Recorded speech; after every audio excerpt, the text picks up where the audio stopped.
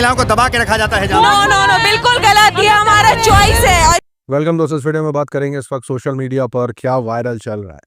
नीतीश कुमार वाला मामला आसानी से थमने वाला नहीं लग रहा है, क्योंकि इससे पहले की रिपोर्ट में बताया था कि अरब के सोशल मीडिया पर बवाल कटा हुआ था और अभी देश के अलग अलग हिस्सों से जो खबरें आ रही हैं, कहीं रस्तों पर महिलाएं निकल करके प्रोटेस्ट कर रही हैं, कहीं रेजिग्नेशन, कहीं माफ़ी, और अलग अलग जगहों से जो कंप्लेंट्स हैं और जो बयानात हैं वो आपके साथ शेयर करेंगे। क्योंकि नीतीश कुमार की उस हरकत के बाद मामले ने और तूल तब पकड़ लिया जब अलग नेताओं और मंत्रियों की तरफ से जो बयानात निकल के आए नीतीश के सपोर्ट में, वो काफ़ी चिंताजनक था। उसको लेकर के खासा बवाल कट गया। अभी जो रिपोर्टें आपके साथ शेयर करेंगे, उसी के साथ साथ दिल्ली के एक कैंटीन के अंदर, जी हाँ, हलाल सर्टिफिकेट को लेकर के जो बवाल मचा है उसको लेकर के शेयर करेंगे। छोटे बड़े अपडेट्स उसके साथ आपके साथ शेयर करेंगे, और आपके साथ दिल्ली पोल्यूशन को लेकर के, क्योंकि अब मामला जो है वो दिल्ली से बढ़ करके देहरादून तक जा रहा है और नोएडा से भी खबरें आ रही हैं पोल्यूशन बढ़ने की, और अब तो मीडिया भी बोलने लग गई है। जी हाँ, कुछ ऐसी मीडिया जो इससे पहले डिफेंड कर रही थी, अब वो भी बोलने लग गई है पोल्यूशन पर। तो पूरा क्या मामला है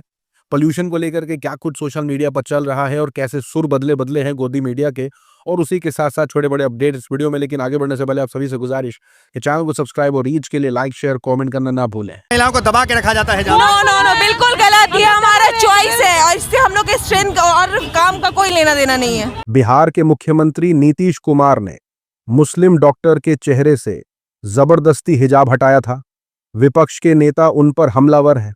इस घटना का वीडियो सामने आने के बाद नीतीश कुमार फंसते नजर आ रहे हैं। नीतीश कुमार मुर्दाबाद, मुर्दाबाद, मुर्दाबाद।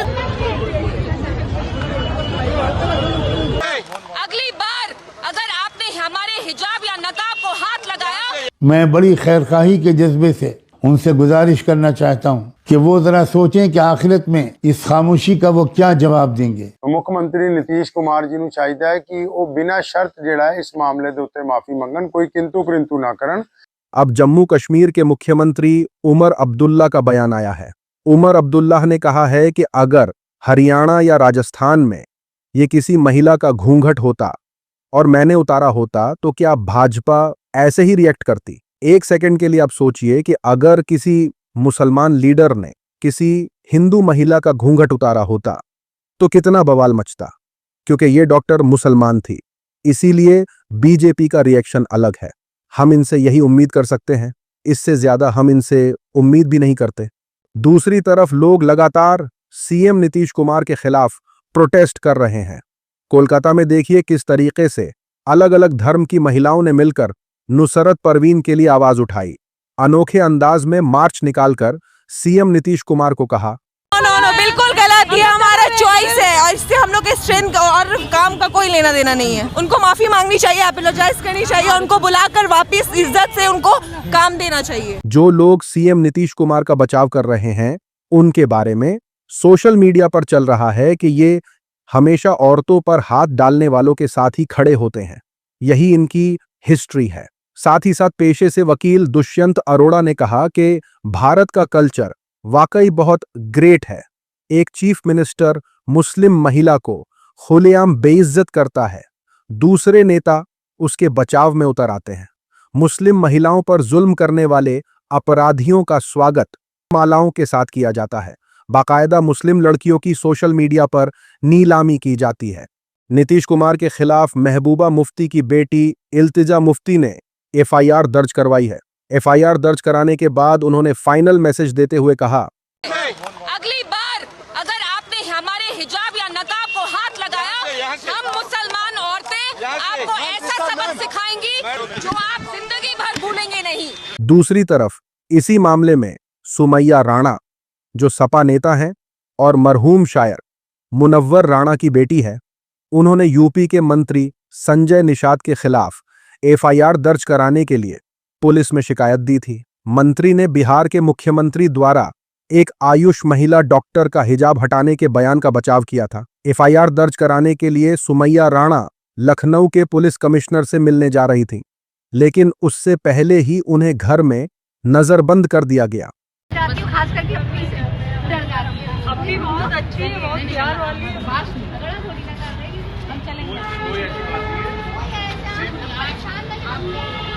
हिजाब मामले के बीच बॉलीवुड एक्टर शाहरुख खान भी चर्चा में आ गए हैं।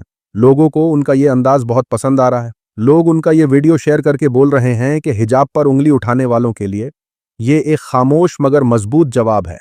इज्जत कपड़ों से नहीं, सोच और किरदार से होती है। जब बॉलीवुड एक्टर शाहरुख खान हिजाब का एहतराम करते हैं तो वो सिर्फ एक लड़की नहीं, पूरी इंसानियत की कद्र करते हैं। यही है असली तहजीब, यही है सच्ची शान।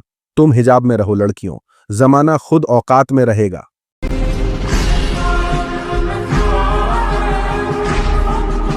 उसी के साथ देखिए धर्म का डर दिखाकर किस तरीके से स्टोर मैनेजर को डराया जा रहा है। मामला दिल्ली से है। आरोप है कि दिल्ली यूनिवर्सिटी के कैंपस में मौजूद एक स्टोर में कुछ लड़के घुस जाते हैं और प्रोडक्ट्स का लेबल देखने लगते हैं। हलाल सर्टिफाइड प्रोडक्ट्स का लेबल देखकर ये लड़के बौखला जाते हैं। स्टोर में तनाव पैदा करने की कोशिश करते हैं। स्टोर मैनेजर को बुलाकर उन्हें डराने धमकाने की कोशिश की जाती है। स्टोर बंद करा देने की भी धमकी दी जाती है। गोदी मीडिया में सन्नाटा है। आईटी सेल के खेमों में यह वीडियो खूब फैलाया जा रहा है। मतलब बताओ, पहले इसका मतलब बताओ। आतंकवाद को सपोर्ट करते हो तुम? ये पूरा आवाज से सारा लोग जिहाद में जा रहा है पैसा, सारा धर्म परिवर्तन में जा रहा है पैसा। हलाल सर्टिफाइड हर सामान के स्टोर से बाहर जाएगा, फिर ये खुलेगा स्टोर। सोशल मीडिया पर चल रहा है कि यह सर्टिफिकेशन तो बाबा रामदेव भी लेता है। हिम्मत है तो उसको बोलकर दिखाओ। साथ ही साथ लोग कहने लगे ये हमेशा खतरे में ही रहते हैं, पर किससे ये पता नहीं कौन दुश्मन है जो कभी दिखता ही नहीं है। साथ ही साथ ये खबर देखिए, यूनियन पब्लिक सर्विस कमीशन ने गुरुवार को इंडियन इंजीनियरिंग सर्विसेज एग्जामिनेशन 2025 का फाइनल रिजल्ट जारी कर दिया है।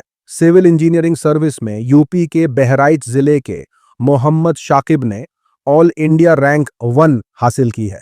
बता दें कि वो इससे पहले भी इसी एग्जाम में ऑल इंडिया 15वीं रैंक हासिल कर चुके हैं और इस समय डिफेंस सर्विसेज के लिए ट्रेनिंग ले रहे हैं। मोहम्मद शाकिब ने टॉप किया है। गोदी मीडिया में सन्नाटा है। सोशल मीडिया पर चल रहा है, मुबारक हमारे भाई को, जब जब देश की सेवा करने का अवसर मिलेगा भारत का मुसलमान अपना 100% देश की प्रगति का भागीदार बनने में देगा। इसीलिए हम कहते हैं कि एजुकेशन की फील्ड में समान अवसर मिलने ही चाहिए। साथ ही साथ खबर है एयर पोल्यूशन के हवाले से। एयर पोल्यूशन की चर्चा दिल्ली से लेकर अब देहरादून तक होने लगी है। हालत इतनी खराब है कि लोग दिल्ली को हेल्थ इमरजेंसी बता रहे हैं। दिल्ली की बीजेपी सरकार विपक्षी दलों को इसका जिम्मेदार बता रही है। खराब हवा का अंदाजा आप इस बात से लगा सकते हैं कि अब गोदी एंकर भी मालिक के खिलाफ आवाज उठाने की कोशिश कर रहे हैं। ये देखकर अर्नब गोस्वामी भी तंग आ गया है। अर्नब सीधा बीजेपी को कटघरे में खड़ा कर रहा है। अर्नब अपने मालिक और उनकी पार्टी के लोगों की पोल खोल रहा है। बोल रहा है कि बीजेपी नेता का शाही वेडिंग शो देखिए, 10 मिनट की आतिशबाजी पर 70 लाख खर्च कर दिए। 7 million rupees on 5 to 10 minutes of a firecracker display. अस्पतालों में बच्चे HIV का शिकार हो रहे हैं। एमपी में ठीक से इलाज नहीं मिलने के चलते प्रेग्नेंट औरतें अपनी जान गंवा रही हैं। The BJP must know that a pregnant woman died in agony. ऐसे ही एंकर अमिश देवगन दिल्ली और नोएडा के पोल्यूशन को हेल्थ इमरजेंसी बता रहा है। सोशल मीडिया पर चल रहा है कि क्या अर्नब गोस्वामी को होश आ गया है। साथ ही साथ लोग अमीश देवगन से कहने लगे कि अगर तुझे ज्यादा दिक्कत है तो पाकिस्तान चला जा। लोगों ने अमीश से कहा कि पोल्यूशन की हालत चाहे जो हो, लेकिन तुम्हें तो प्राइम टाइम डिबेट किसी फर्जी मौलवी के साथ ही करना होती है। उसी के साथ एंकर सुधीर चौधरी ट्रोल हो रहे हैं। जहां लोग पोल्यूशन को लेकर सरकार पर गुस्सा हैं, वहीं एंकर सुधीर चौधरी जयपुर का मौसम दिखा रहे हैं। कुछ तस्वीरें डालकर सुधीर चौधरी कहने लगे कि देखो मैं जयपुर पहुंच गया हूं, आप लोग जरा यहां का मौसम चेक करें और दिल्ली का भी चेक कीजिए। ऐसे साफ हवा वाले नजारे इन दिनों तो बिल्कुल मिस नहीं करने चाहिए। एंकर सुधीर चौधरी की ये तस्वीरें देखकर कॉमेडियन राजीव निगम ने सोशल मीडिया पर कहा, ये वीडियो डालकर तुम बहुत बड़े पत्रकार बन गए, वाह। अरे इतनी हिम्मत नहीं है कि कम से कम इस पोल्यूशन पर कुछ तो सच्ची रिपोर्टिंग कर पाओ, दोषियों को सवाल पूछ पाओ। साथ ही साथ यूट्यूबर देशभक्त ने सुधीर से कहा, टुकड़े टुकड़े गैंग फिर से एक्टिव हो गया है। इन लिब्रांडुओं के पास देश को बदनाम करने के अलावा कोई काम नहीं है। हर समय आलोचना करना और बेवजह की नेगेटिव बातें फैलाना ही इनका मकसद है। इन्हें न तो देश की तरक्की दिखती है और न ही अच्छा काम, बस हर चीज में कमी निकालना आता है। अरे भाई, भारत इस समय 8.2% की दर से सबसे तेजी से बढ़ती इकोनॉमी है और विकास की एक कीमत होती है। अगर आपको सच में पोल्यूशन की इतनी चिंता है सुधीर चौधरी, तो फिर आप खुद इतना पोल्यूशन फैलाने वाले जेट से ट्रेवल क्यों करते हैं? क्या आपकी यात्रा से ऑक्सीजन पैदा होती है? अगर आप इतने ही देशभक्त हैं तो जयपुर से दिल्ली साइकिल से क्यों नहीं गए? खबरें ये भी हैं कि ईडी ने illegal online betting app 1xBet से जुड़े मनी लॉन्ड्रिंग मामले में बड़ी कार्रवाई की है। 19 दिसंबर को ईडी ने कुल 7 करोड़ 93 लाख रुपए की प्रॉपर्टीज को प्रोविजनली अटैच किया है। इस कार्रवाई में युवराज सिंह, रॉबिन उथप्पा जैसे पूर्व क्रिकेटर्स और सोनू सूद, नेहा शर्मा जैसे बॉलीवुड सेलिब्रिटीज का नाम शामिल है। अब तक 1xBet मामले में ईडी ने कुल 19 करोड़ रुपए से ज्यादा की प्रॉपर्टीज अटैच कर ली है। मामले की जांच जारी है, आगे भी कार्रवाई हो सकती है। यह मामला इल्लीगल बेटिंग और गैम्बलिंग से जुड़ा है। उसी के साथ खबर निकल कर आई है यूट्यूबर अनुराग द्विवेदी के हवाले से। उत्तर प्रदेश के उन्नाव जिले के यूट्यूबर और कंटेंट क्रिएटर अनुराग द्विवेदी के घर ईडी का छापा पड़ा है।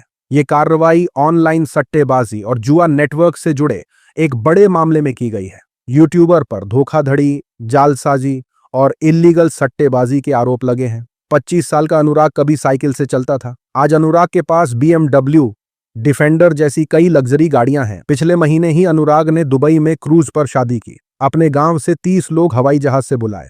सबका दुबई आने जाने का खर्च अनुराग ने उठाया। यहीं से वो ईडी के रडार पर आया।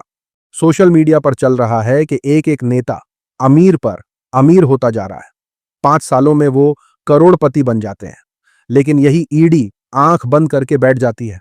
जो लोग सरकार में हैं उनका ईडी कुछ उखाड़ नहीं पाता। साथ ही साथ लोग कहने लगे कि इंदौर के एक भाजपा नेता ने 70 लाख के पटाखे जला दिए। शादी का खर्च करोड़ों में रहा होगा, लेकिन तब ईडी को छापा मारना याद नहीं आया। जब कोई मिडिल क्लास फैमिली का शख्स ऊपर उठने लगता है, ईडी को तुरंत छापे मारने याद आ जाते हैं। साथ ही साथ खबर निकल कर आई है बहराइच से। बहराइच में एक कथावाचक के स्वागत में पुलिस ने पूरी परेड से सलामी दी। 1-2 गनर नहीं, पलक पावड़े बिछाकर रील भी बनाई गई।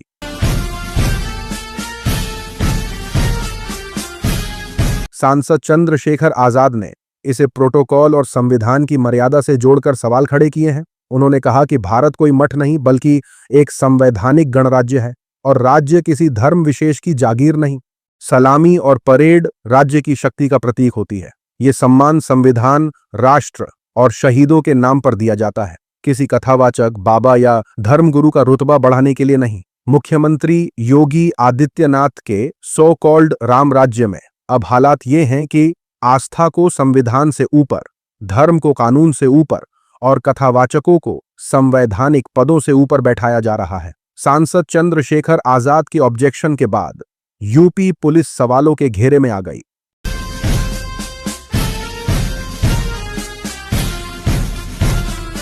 सोशल मीडिया पर चल रहा है कि एक ट्रैफिक एसआई को इसलिए सस्पेंड कर दिया गया क्योंकि उसने स्कूल में पैगंबर मोहम्मद साहब से जुड़ा एक किस्सा सुना दिया। लेकिन आज देखिए, एक कथावाचक को पुलिस ने बाकायदा गार्ड ऑफ ऑनर दे दिया। सवाल सीधा है, क्या इसी तरह की कार्रवाई अब उन पुलिस कर्मियों पर भी होगी, या फिर कानून सबके लिए बराबर नहीं रहा? क्या पुलिस अब सरकार और संविधान के तहत काम करेगी या फिर बाबाओं और कथावाचकों के सम्मान में तैनात रहेगी? ये दोहरा रवैया क्यों? साथ ही साथ लोग कहने लगे कि बात अगर बराबरी की है तो मुझे यकीन है अब इसी तरह का सलामी सम्मान किसी मौलाना को भी दिया जाएगा। कथावाचक पुंडरीक गोस्वामी को सलामी देने पर विवादों में आई बहराइच पुलिस ने कहा 28 पुलिसकर्मी रिजाइन दे चुके हैं। ट्रेनिंग की कड़ी मेहनत से वो टेंशन में ना आए, इसलिए योग व मोटिवेशनल स्पीच प्रोग्राम कराया जाता है। उसी क्रम में आचार्य पुंडरीक गोस्वामी को बुलाया गया था। आज की वीडियो में इतना ही। अपनी राय सुझाव कमेंट में जरूर बताएं। मिलूंगा आप सभी से अगले वीडियो में। तब तक के लिए अपना ख्याल रखें।